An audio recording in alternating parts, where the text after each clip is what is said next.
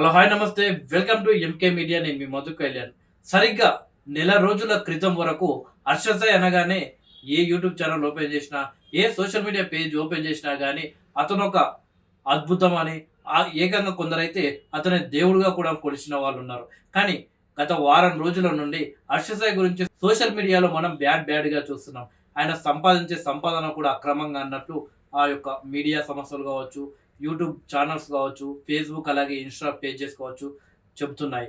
So, దాని గురించి మనం డీటెయిల్‌గా చర్చించుకోవడానికి motivational speaker and life coach అయినటువంటి శివభాస్కరయ్య సార్ దగ్గరతో మనం ఉన్నాం. నమస్కారం సార్. నమస్తే మధు.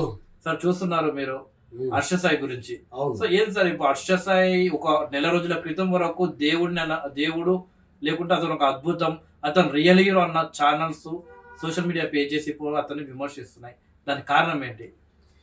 సో నువ్వన్నావు అతను దేవుడు అని. నిజంగా దేవుడే. ఎందుకంటే గనక ఇది బెట్టింగ్ యాప్, ఈ డబ్బులు సంపాదించినాడు అన్నది కొంచెం పక్కన పెడితే, నాకు తను నేను ఫాలో అయినది టిక్‌టాక్‌లో బాగా ఫాలో అయ్యేటోడిని.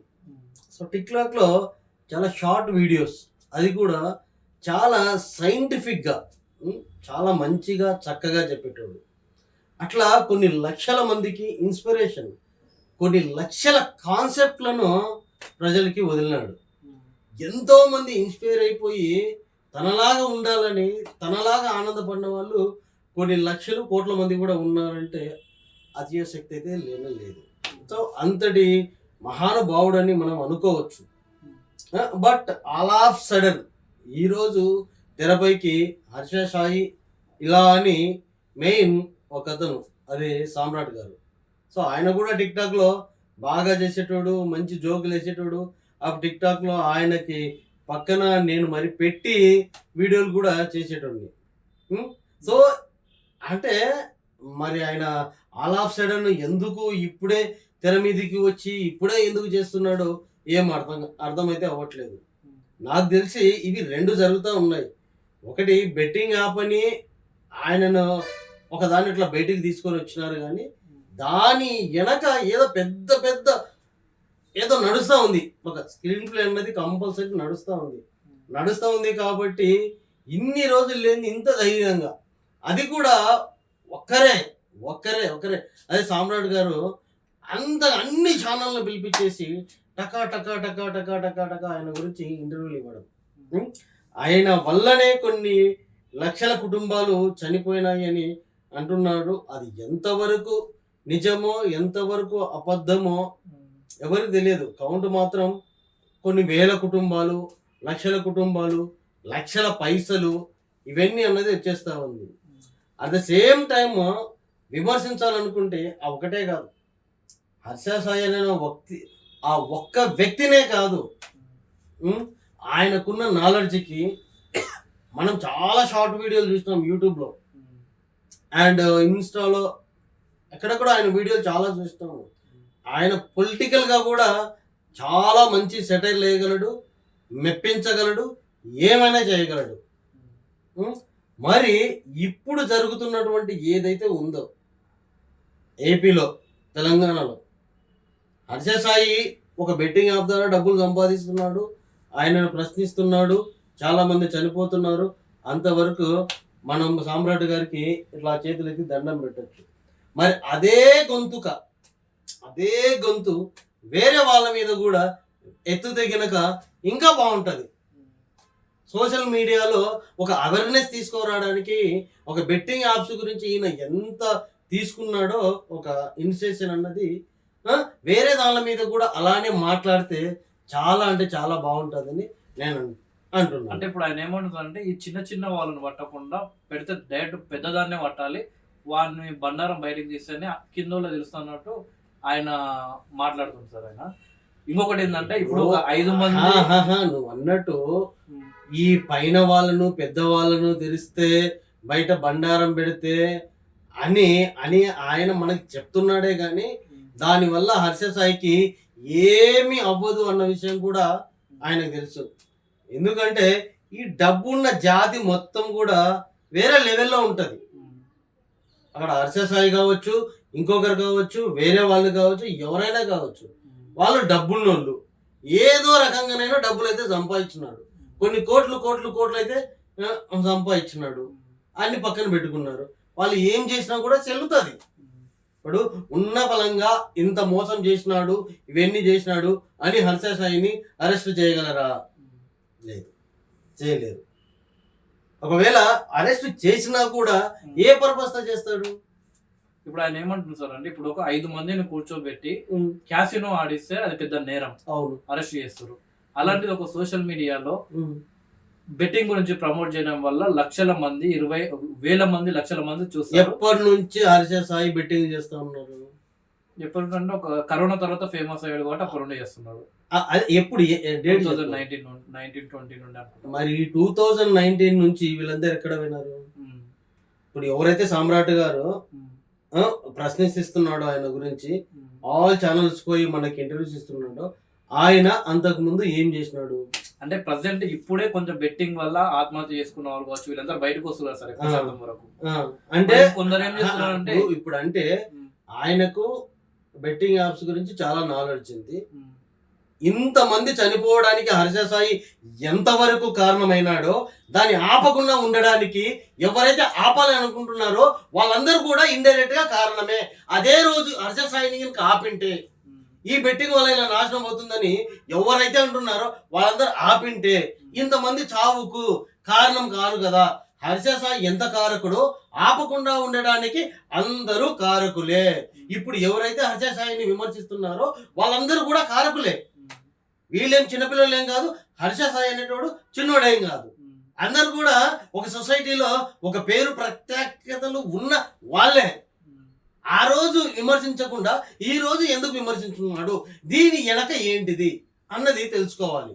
ప్రజెంట్ ఏం జరుగుతుంది సార్ అంటే హర్ష ఎక్కడే కాకుండా చాలా మంది వరకు బెట్టింగ్ ప్రమోషన్ చేస్తున్నారు యాప్స్. అయితే ఈ యొక్క యాప్ నుండి ఇలా వాడితే ఇలా వస్తాయి డబ్బులు అని చెప్పకుండా, చూడండి నాకు ఎన్ని డబ్బులు వస్తున్నాయో, నాకు ఎన్ని వచ్చాయని ఏకంగా చూపిస్తారు వాళ్ళు.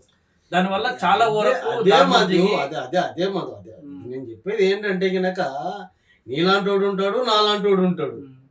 నాలాంటోడు నీ ₹1,00,00,000 వస్తుంది అని ఇట్లా చూపించి ఇదిగో ఇక్కడే అన్న కూడా నాకు ఆ ₹1,00,00,000 వద్దు, నేను 3 పూట్ల మంచిగా మా అమ్మ వండి పెట్టినదో నా భార్య వండి పెట్టినదో తింటే నేను సంతోషంగా ఉంటాను అనే స్థిర ప్రజ్ఞతతో ఉండే వాళ్ళు చాలా మంది ఉంటారు. అలా కాకుండా అత్యాశకు పోయి వీళ్ళు ఎవరైతే చచ్చిపోయినారు అంటున్నారో వీళ్ళందరూ కూడా అత్యాశకు పోయి, అత్యాశ ఏంటంటే కనుక 4 పైసలు వస్తే నేను, నా ఫ్యామిలీ, మా అమ్మ నాన్న ఇంకా చుట్టుపక్కల వాళ్ళను బాగుపరచవచ్చు అనే ఒక ఉద్దేశంతో వెళ్తూ ఉంటారు తప్పితే కనుక కావాలని ఎవడైనా పోయి దాంట్లో పోగొట్టుకోవాలని ఎవరు కూడా ఉండడు. ఆ అత్యాశ అన్నది మనిషి లోపల నుంచి వస్తుంది. నాకు ఇన్ని డబ్బులు వచ్చినాయి, మీరు కూడా ఆడితే బాగుంటుంది అని వాడు చెప్పినాడు అంతే. నువ్వు ఆడు కంపల్సరీ సంపాదించుకొని ఎవడు కూడా చెప్పలేదు. అది అంటే అలా చెప్పడం కూడా తప్పే కదా సార్. మన ఇప్పుడు example Telangana state, Andhra Pradesh state లో బెట్టింగ్ అలో లేదు. సో అలాంటి దగ్గర మీరు ఏకంగా ఇన్స్టాలో రీల్స్ చేసి ఇందులో నాకు ఇన్ని డబ్బులు వచ్చాయి మీరు ఆడండి చెప్పడం తప్పే కదా. మధు ఇవన్నీ తప్పు ఒప్పులు. నువ్వు డిసైడ్ చేయలేవు, నేను డిసైడ్ చేయలేను. ఈ ప్రపంచం మొత్తమే తప్పుల మీదనే నడుస్తా ఉంది. చందమామ ఉందని చిన్నప్పుడే అమ్మ తప్పు చెప్తుంది. చందమామ రావే, జావిలు రావే, అదిగో చందమామ ఆ చూడు నీ దగ్గరకు వచ్చింది గోరు అంటే అక్కడనే అన్ని జీవితాన్ని అంటే స్టార్టింగ్ అనే తప్పుల నడకలతోటే నడుస్తా ఉంది. అర్థమవుతుందా?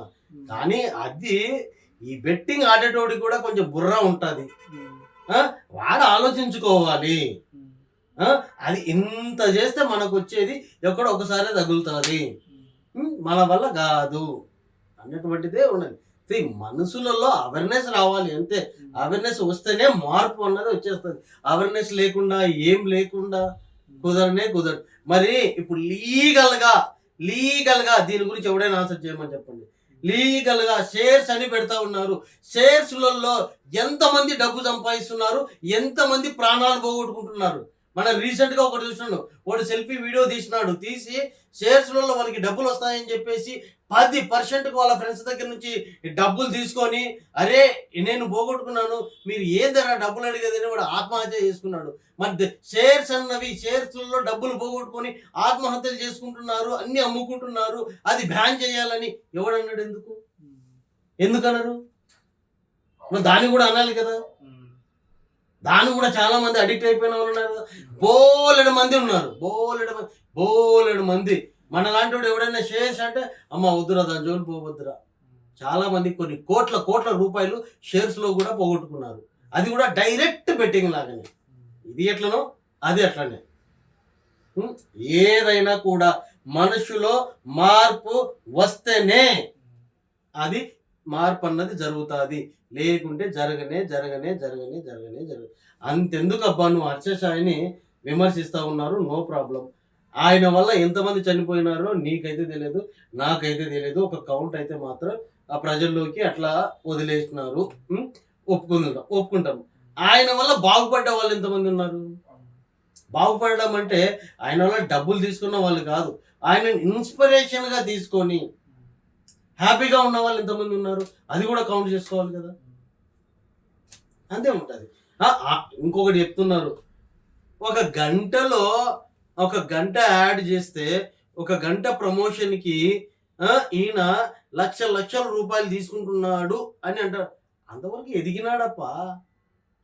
ఎదిగినారు. మళ్ళీ సచిన్ టెండూల్కర్ కావచ్చు, ధోని కావచ్చు, ఆల్ సెలబ్రిటీస్,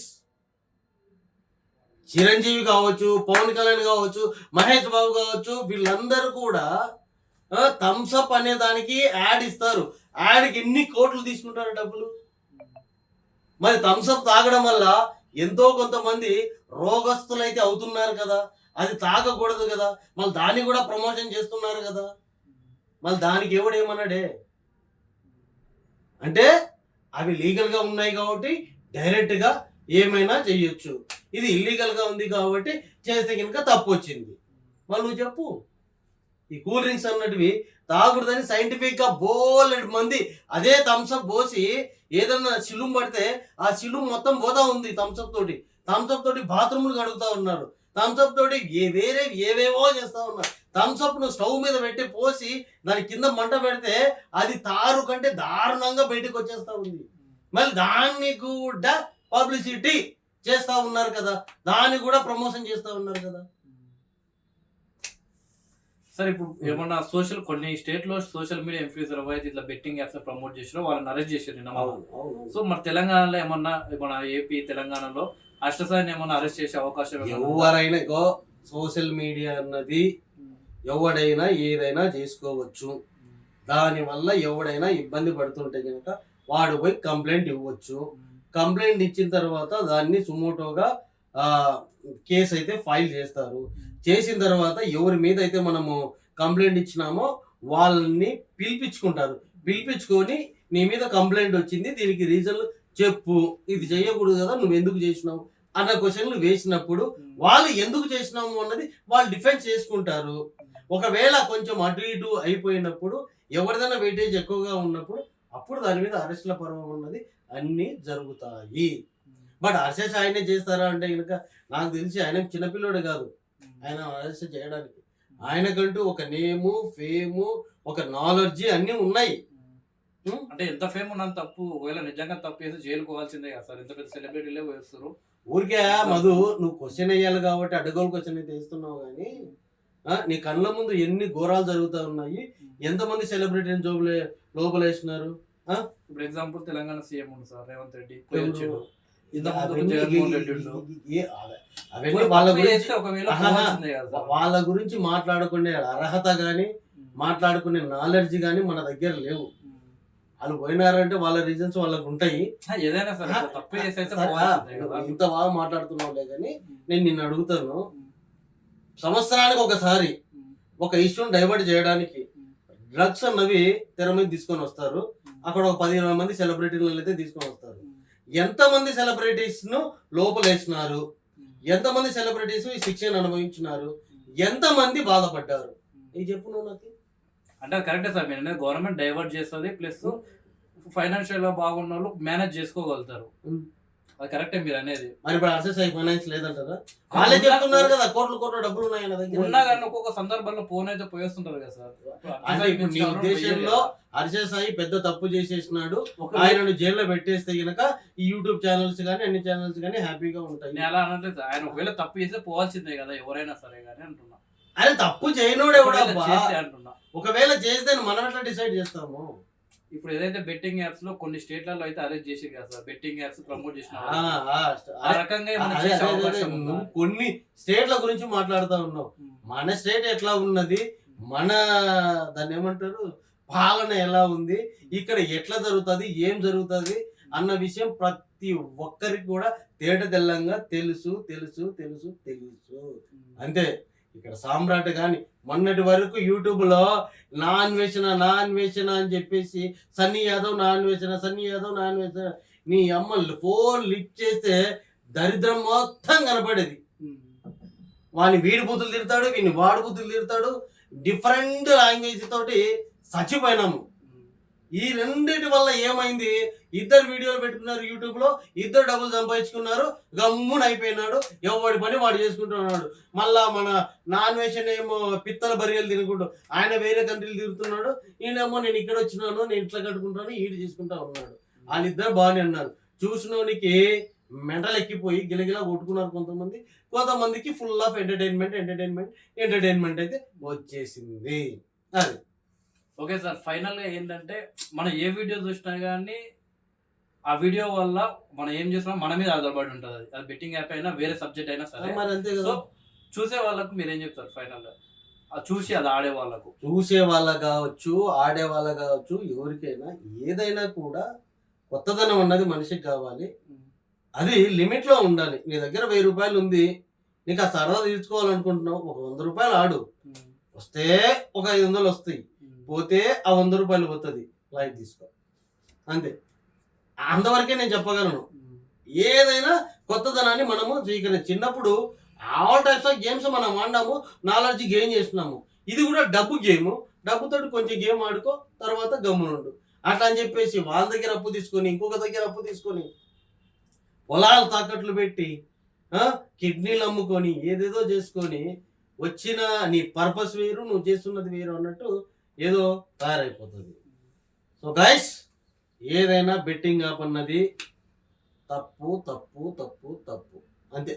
తప్పు ఒప్పుకోవాలి. బట్ ఏంట్రయ్యా అంటే కనుక మీ తల్లిదండ్రుల కళ్ళలో ఆనందాన్ని మాత్రమే చూడాలి, కానీ బాధనైతే ఎవడు చూడకూడదు. అది. Okay sir, thank you. చూసారు కదా బెట్టింగ్ యాప్స్ గురించి. సో చూద్దాం, ఇప్పుడైతే కాంట్రవర్సీ నడుస్తుంది సోషల్ మీడియాలో, కొన్ని రోజుల్లో తెలియబోతుంది ఏం జరిగేది అనేది. Thank you sir. జై హింద్.